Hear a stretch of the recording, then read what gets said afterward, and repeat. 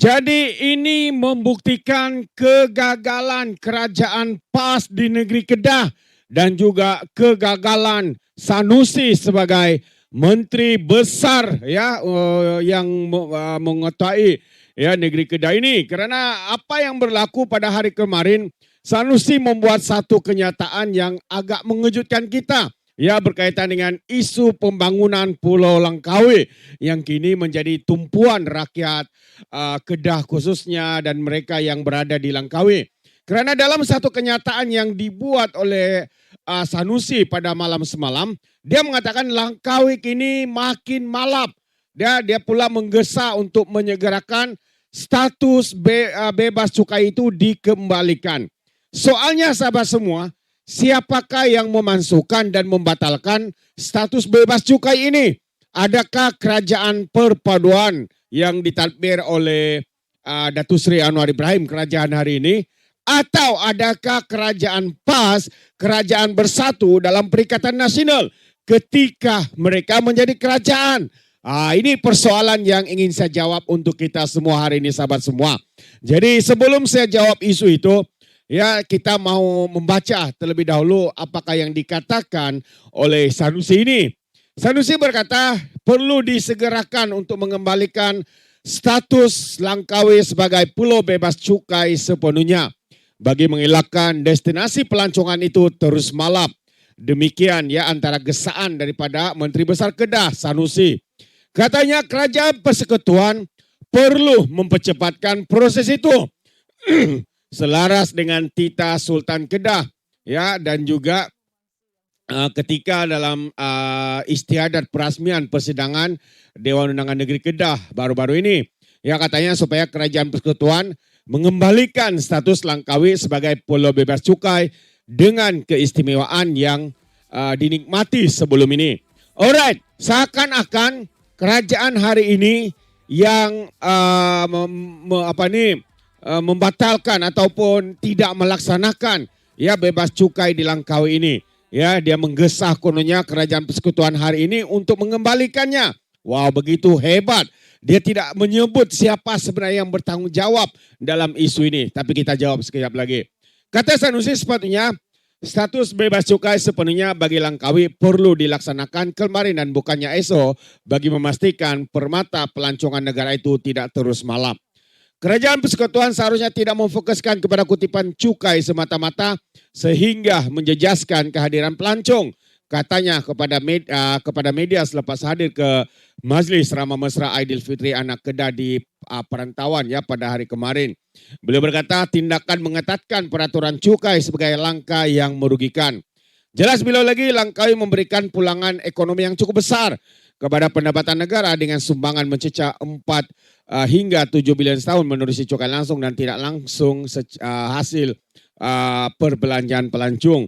Tambahnya jika daya tarikan pulau itu hilang disebabkan pengurangan barangan bebas cukai, kerajaan persekutuan bakal berdepan kerugian yang jauh lebih besar.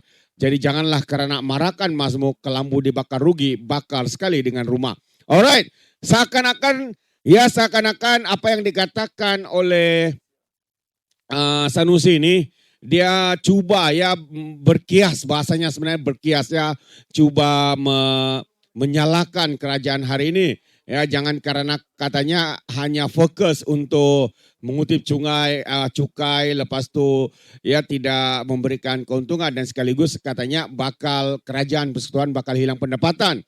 Ya, mungkin itu yang coba disampaikan oleh Sanusi. Tetapi soalnya di sini adalah siapakah yang bertanggung jawab ya membatalkan ataupun tidak melaksanakan, memberhentikan ya bebas cukai di Langkawi ini. Jadi ini yang kita perlu jawab yang tidak dinyatakan oleh Sanusi. Seakan-akan kerajaan persekutuanlah hari ini yang bertanggung jawab. Tetapi sedar atau tidak sedar sahabat semua, yang bertanggung jawab dalam isu ini bukanlah kerajaan hari ini. Tetapi ia adalah kerajaan bersama PAS bersatu dalam Perikatan Nasional pada tahun 2021. Ya, pada tahun 2021 Surat ini ya dikeluarkan dan juga dilaksanakan ketika kerajaan PAS. Sanusi berada dalam kerajaan. Ya, dia juga menjadi menteri besar dan pemimpin-pemimpin mereka dalam persekutuan ya bersama dengan Perdana Menteri ketika itu Muhyiddin Yassin. Kenapa apabila dibentangkan dalam Dewan Rakyat ya menurut statut ya 70 tahun 2021 yang mana ya perintah perintah Duti Excise di Langkawi ini dimaklumkan. Kenapa pada ketika itu pemimpin PAS termasuklah Sanusi tidak ya mencabar ataupun menolak ya keputusan ini. Kenapa mereka berdiam mengunci mulut pada ketika itu dan kenapa hari ini barulah mereka berkata seolah-olah kerajaan hari ini zalim, kerajaan hari ini karena perbedaan politik katanya ya tidak mau ya meneruskan. Sebenarnya siapa yang tidak bertanggung jawab, yang tidak melakukan apa-apa ketika perintah Duti Excise ini dilaksanakan pada tahun 2021, siapa? Kalau bukan kerajaan Perikatan Nasional. Di dalamnya adalah kerajaan pemimpin-pemimpin daripada Parti PAS. Sahabat semua. Jadi dalam itu, dalam perkara ini, kita boleh nampak siapa sebenarnya yang menghapuskan keistimewaan status bebas cukai Langkawi ya pada tahun 2021. Ya, tidak lain tidak bukan adalah kerajaan Perikatan Nasional. Jadi kita mau bertanya kepada Sanusi beberapa soalan. Adakah Sanusi ini berani ya menjawab soalan ini? Sewaktu PAS menjadi kerajaan pusat dan Perdana Menteri ketika yaitu Perdana Menteri yang ke-8 telah membuat keputusan bersama untuk mengurangkan keistimewaan status bebas cukai Langkawi yang berkuat kuasa 1 Januari 2021.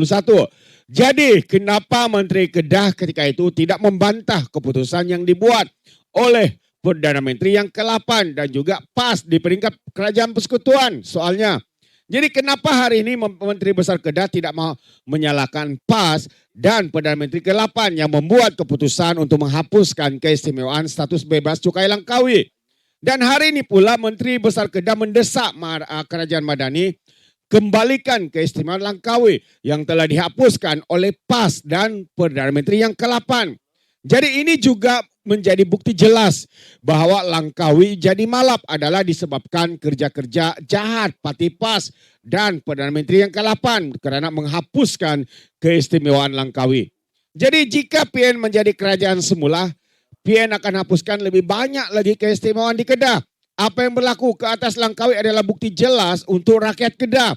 Jadi harap orang Kedah jelas dengan isu ini siapa sebenarnya yang membela Kedah dan PAS dan Perikatan Nasional sebenarnya yang telah merosakkan Kedah.